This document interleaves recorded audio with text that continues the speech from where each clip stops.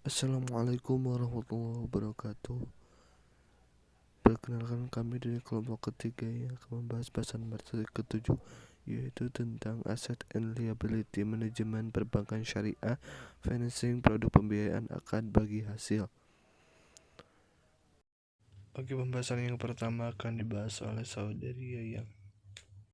Bismillah. Yang pertama mengenai pengertian mudorobah. Menurut bahasa, kata mudorobah berasal dari kata doroba yadribu dorbatan yang berarti bergerak, menjalankan, memukul, dan lain-lain. Lafaz ini termasuk lafaz mustarok yang mempunyai banyak arti kemudian mendapat ziyadah, sehingga menjadi doroba yudaribu mudoribatan yang berarti saling bergerak, saling pergi atau saling menjalankan atau saling memukul. Dalam arti lain, doroba berarti berdagang atau memperdagangkan. Pengertian mudharabah diungkap secara bermacam-macam oleh para ulama mazhab dan beberapa ahli. Yang pertama, menurut ulama fuqaha, mudharabah ialah akad antara dua pihak saling menanggung, salah satu pihak menyerahkan hartanya kepada pihak lain untuk memperdagangkan dengan bagian yang telah ditentukan dari keuntungan, seperti setengah atau sepertiga dengan syarat-syarat yang telah ditentukan.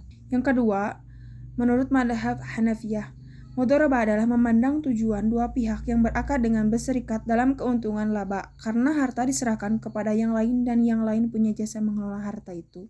Yang ketiga, menurut ulama Syahid Sabik berpendapat bahwa mudharabah ialah akad antara dua belah pihak untuk salah satu pihak mengeluarkan sejumlah uang untuk diperdagangkan syarat keuntungan bagi dua sesuai dengan perjanjian. Adapun dari pengertian yang telah dikemukakan oleh beberapa para ulama dan para ahli, kiranya dapat dipahami bahwa tidak ada perbedaan yang mendasar sehingga dapat diambil kesimpulan bahwa yang dimaksud dengan mudharabah yaitu akad antara pemilik modal dengan mengelola modal. Adapun keuntungannya dibagi dua, yang mempunyai modal dan pengelola modal tersebut menurut yang disepakati oleh kedua belah pihak. Yang selanjutnya, dasar hukum mudharabah terdapat dalam surat An-Nisa ayat 29. Yang artinya, hai orang yang beriman, janganlah kamu saling memakan harta sesamamu dan dengan jalan batil kecuali dengan jalan perniagaan yang berlaku dengan suka sama suka di antara kamu. Dan terdapat pada surat Al-Baqarah ayat 198. Adapun menurut hadis dari Su'aib radhiyallahu anhu mendengar Rasulullah SAW bersabda, ada 3 macam yang dapat barokah Allah Subhanahu wa taala, yaitu yang pertama, jual beli dengan masa temponya, yang kedua, mendolimi orang, dan 3, mencampurkan gandum kasar dan gandum halus di rumah tetapi bukan dengan jualan. Hadis riwayat Ibnu Majah. Yang selanjutnya yaitu ijma. Di antara ijma dalam mudharabah adanya riwayat yang menyatakan bahwa jamaah dari sahabat menggunakan harta anak yatim untuk mudharabah. Perbuatan tersebut tidak ditentang oleh sahabat lainnya karena hal itu dipandang sebagai ijma. Menurut pandangan kias yaitu mudharabah dikiaskan kepada al-musyaqqah, menyuruh seseorang untuk mengelola kebun. Selain di antara manusia ada yang miskin dan ada pula yang kaya. Di situ sisi banyak orang yang kaya tidak mengusahakan hartanya, dan di sisi lain tidak sedikit orang miskin yang mau bekerja tetapi tidak memiliki modal. Dengan demikian adanya mudharabah ditujukan antara lain untuk memenuhi kebutuhan kedua golongan di atas, yakni untuk kemaslahatan manusia dalam rangka memenuhi kebutuhan mereka. Yang selanjutnya yaitu rukun dan syarat mudharabah. Para ulama berbeda pendapat tentang rukun mudharabah, ijab dan qabul, yakni lafaz yang menunjukkan ijab dan qabul dengan menggunakan mudharabah, muqaridah, muamalah atau kata-kata searti dengannya.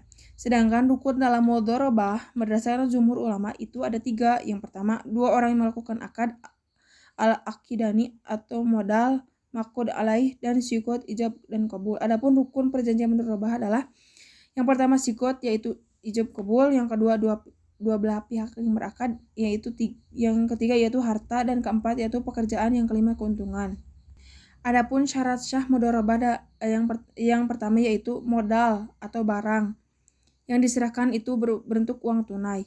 Yang ketiga yaitu bagi orang yang melakukan akad disyariatkan mampu melakukan tasyarruf, maka akan dibatalkan anak-anak yang masih kecil, orang gila, dan orang yang di bawah pengampuan. Yang ketiga yaitu modal harus diketahui dengan jelas agar dapat dibedakan antara modal yang diperdagangkan tersebut akan dibagikan kepada dua belah pihak. Yang keempat yaitu keuntungannya akan menjadi hak milik pengelola dan pemilik modal. Yang kelima, melafadzkan ijab pemilik modal, misalkan ya, aku serahkan uang ini kepadamu untuk dagang. Jika ada keuntungan akan dibagi 2 dan qabul dari pengelola. Yang keenam yaitu mudharabah bersifat mutlak pemilik. Pemilik modal tidak mengikat pengelola harta untuk berdagang di negara tertentu. Memperdagangkan barang-barang tertentu pada waktu sementara di waktu lain, tidak karena persyaratan yang mengikat sering menyimpan dari tujuan akad mudharabah. Yang selanjutnya yaitu pembahasan aplikasi mudharabah dalam perbankan. Dalam perbankan, mudharabah diterapkan pada produk-produk pembiayaan dan pendanaan. Pada sisi penghimpunan dana, mudharabah diterapkan pada yang pertama yaitu tabungan berjangka dan deposito spesial. Tabungan berjangka yaitu tabungan yang dimaksud untuk tujuan khusus seperti tabungan haji, tabungan kurban, dan deposito dan sebagainya. Terus deposito spesial yaitu di mana dana yang dititipkan nasabah khusus untuk bisnis tertentu, misalnya mudharabah saja atau ijarah saja. Adapun pada sisi pembiayaan, mudharabah diterapkan dalam pembiayaan modal kerja seperti modal kerja berdagang dan jasa atau investasi khusus, disebut juga mudharabah muqayyadah, di mana sumber dana khusus dengan penyalurannya khusus dengan syarat-syarat yang telah ditetapkan shahibul mal. Yang selanjutnya yaitu mudharabah mutlaqah dan muqayyadah. Menurut ulama fikih, akad mudharabah dapat dibagi menjadi ke dalam 2 bentuk. Yang pertama, mudharabah mutlaqah. Mudharabah mutlaqah yaitu penyerahan modal tanpa syarat. Pengusaha atau mudharib bebas mengelola modal itu dengan usaha apa saja yang menurutnya akan mendatangkan keuntungan dan di daerah mana saja yang mereka inginkan. Dalam bank, teknik mudharabah mutlaqah yaitu kerjasama antara bank dengan mudharib atau nasabah yang mempunyai keahlian atau keterampilan untuk mengelola suatu usaha yang produktif dan halal. Hasil keuntungan dari penggunaan dana tersebut dibagi bersama berdasarkan nisbah yang disepakati. Jadi, mudharabah mutlaqah yaitu akad mudharabah di mana pemilik dana atau shahibul mal memberikan kebebasan kepada pengelola dana atau mudharib dalam mengelola investasinya. Mudharabah ini juga disebut dengan investasi tidak terikat.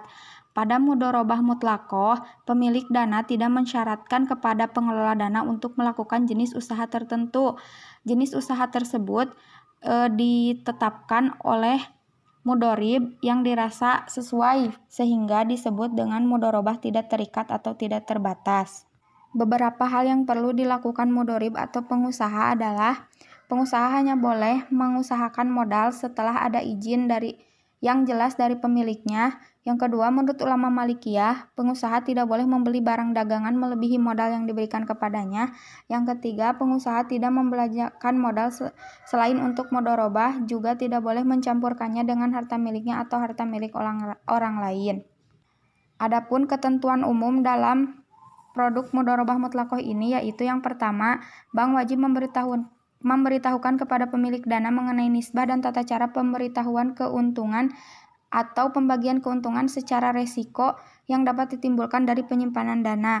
Apabila ada kesepakatan, maka harus dicantumkan dalam akad. Untuk tabungan mudharabah, bank dapat memberikan buku tabungan sebagai bukti penyimpanan atau kartu ATM. Untuk deposito mudharabah, bank wajib memberikan sertifikat atau tanda penyimpanan. Tabungan mudharabah dapat diambil setiap saat oleh penabung sesuai dengan perjanjian yang disepakati, namun tidak diperkenankan mengalami saldo negatif. Deposito mudharabah hanya dapat dicairkan sesuai dengan jangka waktu yang telah disepakati. Deposito yang diperpanjang setelah jatuh tempo akan diperlakukan sama seperti deposito baru. Ketentuan-ketentuan yang lain yang berkaitan dengan tabungan dan deposito tetap berlaku sepanjang tidak bertentangan dengan prinsip syariah. Yang selanjutnya yaitu mudharabah muqayyadah. Mudharabah muqayyadah yaitu penyerahan modal dengan syarat-syarat tertentu. Dalam akad dicantumkan bahwa modal tersebut hanya untuk yang telah ditentukan atau terikat pada usaha tertentu. Pengusaha atau nasabah harus mengikuti syarat-syarat yang dikemukakan oleh pemilik modal. Selain dari syarat-syarat yang dikemukakan, maka dana shahibul mal tidak diperkenankan untuk dipakai.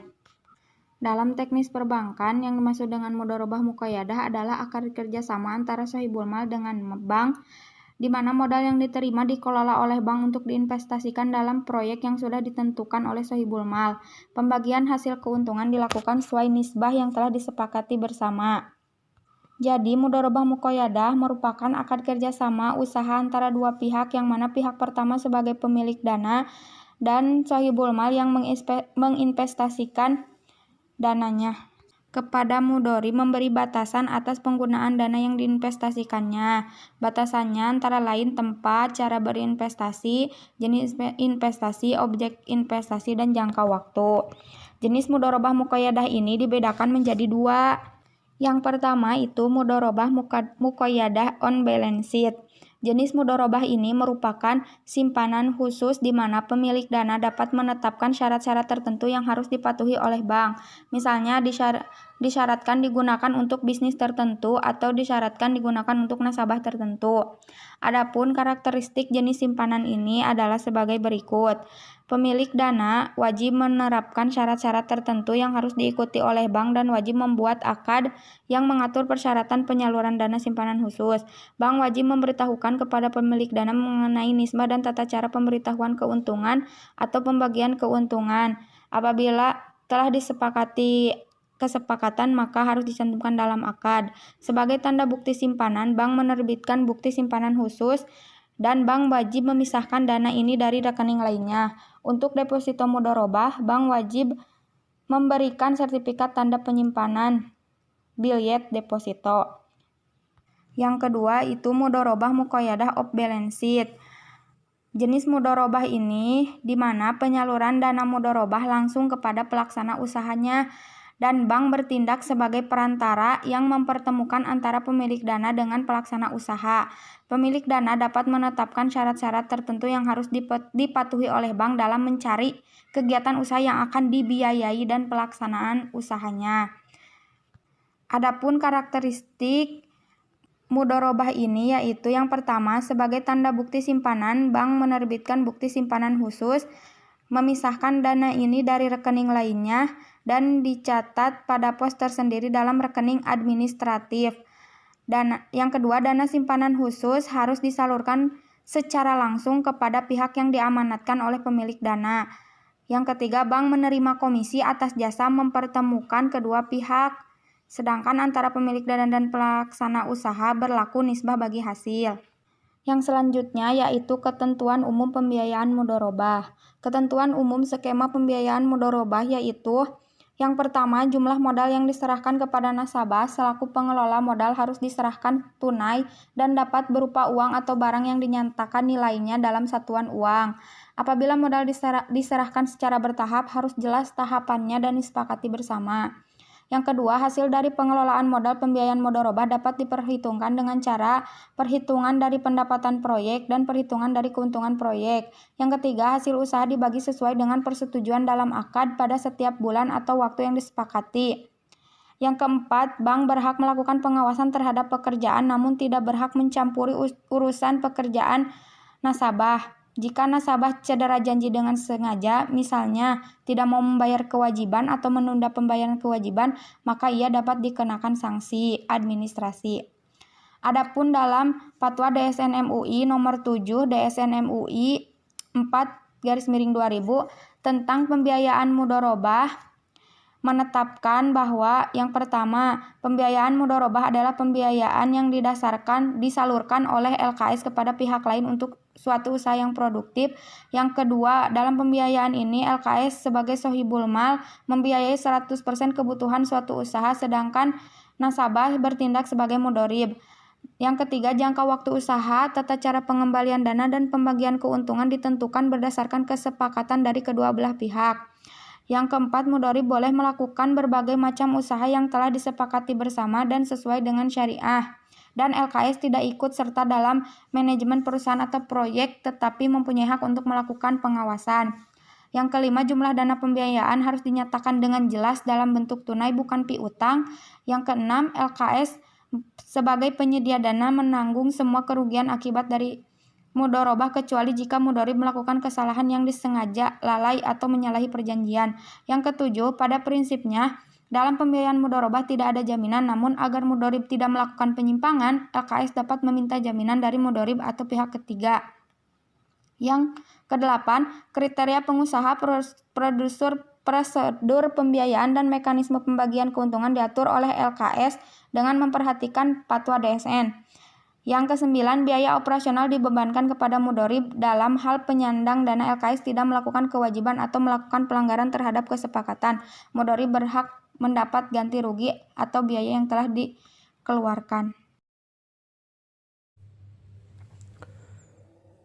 Yang selanjutnya adalah nisbah keuntungan mudharabah.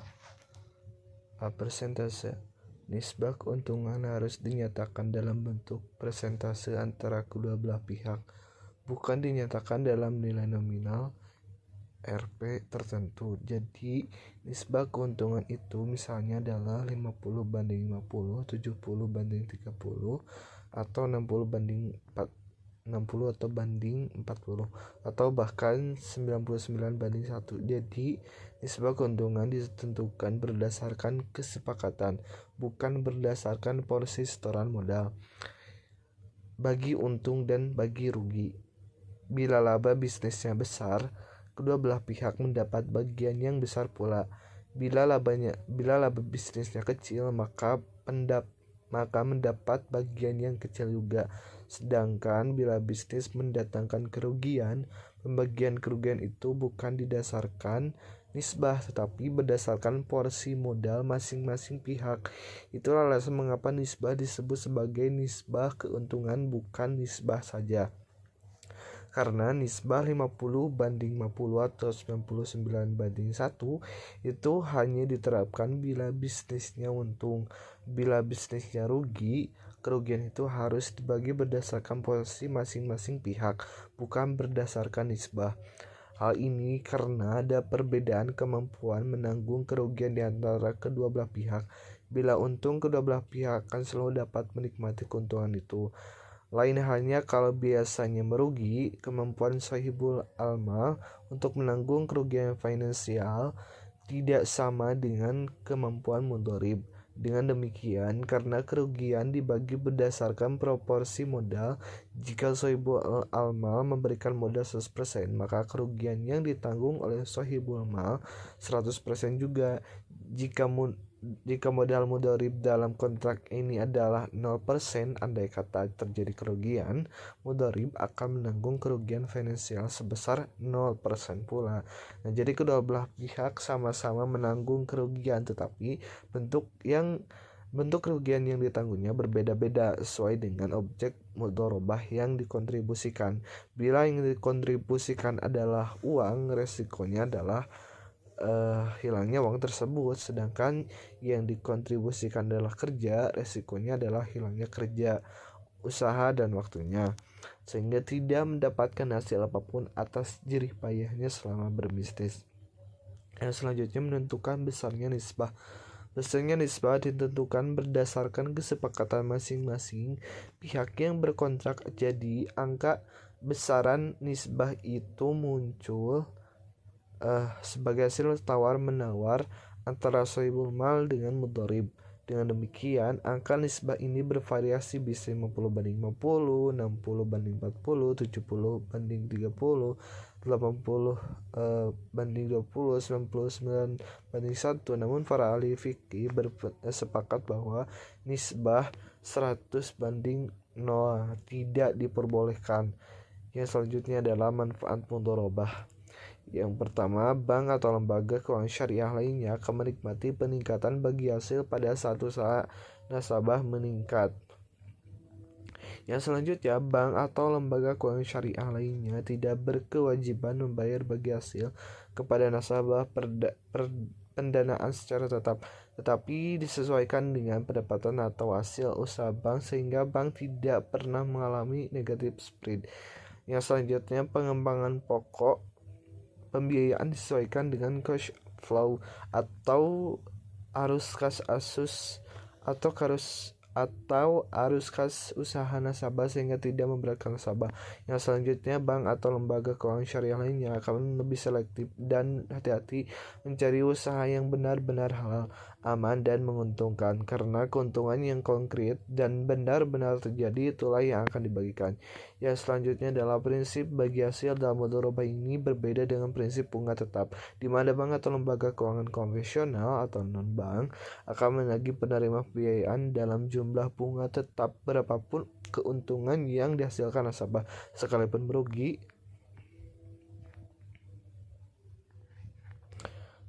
merugi dan terjadi krisis ekonomi.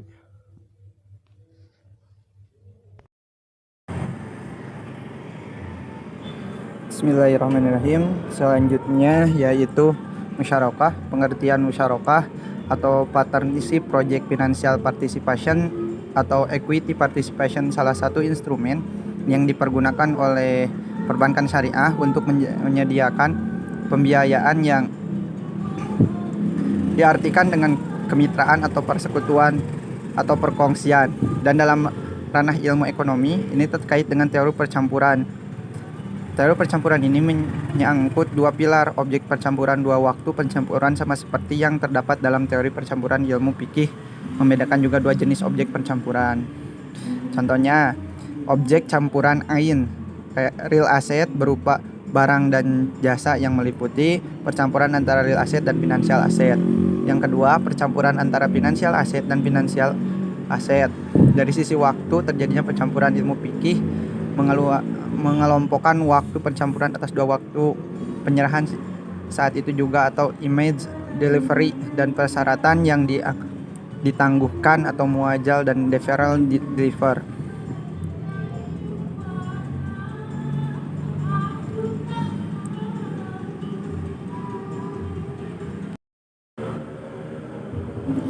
Yang selanjutnya dasar hukum terdapat dalam surat Shod ayat 24. Kawan-kawan bisa baca sendiri ya, atau yang artinya sesungguhnya dia telah berbuat zalim kepada dengan meminta kambingmu itu untuk ditambahkan kepada kambingnya, dan sesungguhnya kebanyakan dari orang-orang yang berserikat itu sebagian mereka terbuat zalim kepada sebagian yang lain, kecuali orang-orang yang beriman dan mengerjakan amal yang soleh, dan amat sedikitlah mereka ini. Dan Daud mengetahui bahwa kami mengujinya, maka ia meminta ampun kepada Tuhannya, nyukuri, sujud, dan bertaubat. Dasar hukumnya itu yang pertama itu surat Shod, yang kedua hadis-hadis. Hadis Rasulullah sudah jelas ya, kawan-kawan bisa baca di dalam hadisnya.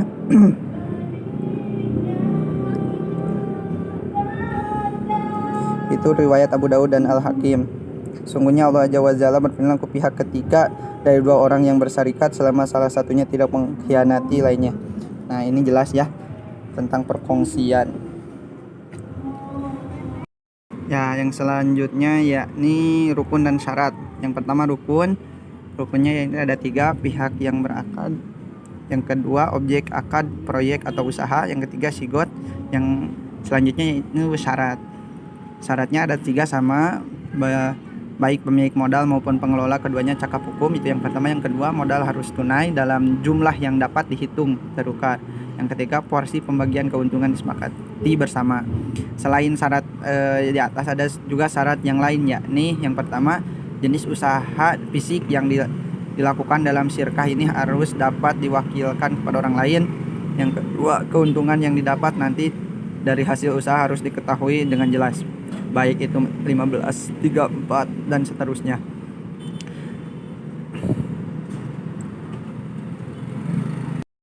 Yang selanjutnya fitur dan mekanisme pembiayaan musyarakah itu sangat banyak ya. Saya ringkas saja. Yang pertama yaitu bank dan nasabah masing-masing bertindak sebagai mitra usaha dengan bersama-sama menyediakan dan atau barang untuk membiayai suatu kegiatan usaha tertentu. Nasabah bertindak sebagai pengelola. Yang ketiga, pembagian hasil usaha dari pengelola dan dinyatakan dalam nisbahnya yang disepakati. Yang keempat, nisbah bagi hasil yang disepakati tidak dapat diubah. Yang kelima, pembiayaan atas dasar akad musyarakah diberikan dalam bentuk uang atau barang, serta bukan dalam bentuk piutang atau tagihan. Yang ke-6, dalam hal pembiayaan atas dasar akad musyarakah diberikan dalam bentuk uang, harus dinyatakan secara jelas jumlahnya. Yang selanjutnya, dalam hal pembiayaan atas dasar akad mudharabah diberikan bentuk barang. Jangka waktu pembiayaan atas dasar akad musyarakah harus jelas juga. Pengembalian pembiayaan atas dasar akad musyarakah dilakukan dalam 2 cara, yaitu secara angsuran ataupun sekaligus pada akhir periode, sesuai dengan jangka waktu pembiayaan atas dasar akad musyarakah. Yang ketiga itu, yang selanjutnya yaitu pembagian hasil. Sekian.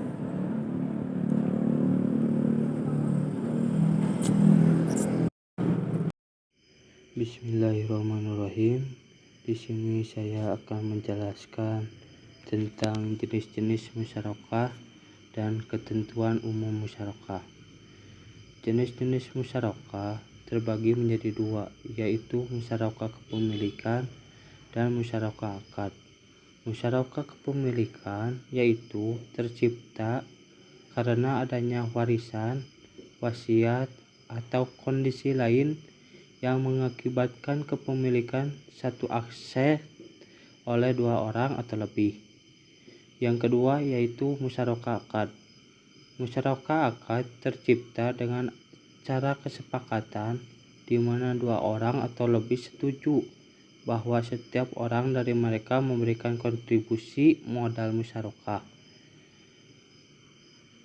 Akad musyarakah menjadi 4, yaitu syirkah inan, syirkah al-muwafa, dan syirkah al-amal, dan keempat syirkah al-wujuh. Selanjutnya yaitu pembahasan tentang ketentuan umum dalam musyarakah. Ketentuan umum dalam musyarakah, semua modal disatukan untuk dijadikan modal proyek musyarakah dan dikelola bersama-sama.